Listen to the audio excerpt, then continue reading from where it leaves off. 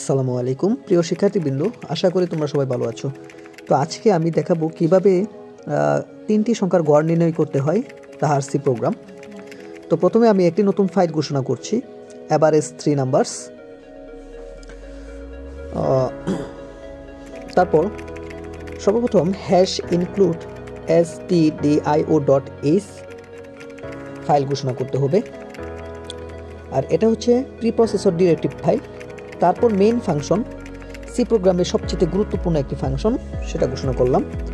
আমি যেহেতু তিনটি সংখ্যা নেব, তিনটি সংখ্যার গড় নির্ণয় করব, সেই জন্য এ বি সি নামে তিনটি ভেরিয়েবল ঘোষণা করলাম। এগুলো হচ্ছে ইনপুট ভেরিয়েবল। তারপর একটি আউটপুট ভেরিয়েবল অ্যাভারেজ এবিজি ঘোষণা করলাম।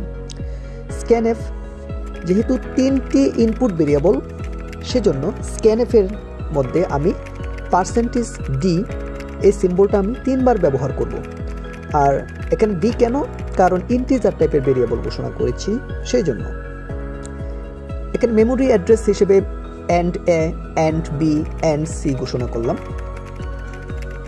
তারপর প্রসেসিং ধাপে অ্যাভারেজ ইকুয়াল এবিজি ইকুয়াল, যেহেতু তিনটি সংখ্যার গড়, তিনটি সংখ্যার যোগফলকে আমরা 3 দ্বারা ভাগ করব।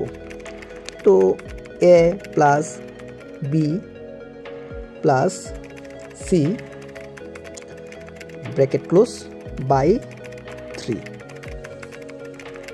Semicolon close. তারপর আউটপুট ফাংশন হিসেবে প্রিন্টএফ ঘোষণা করতে হবে।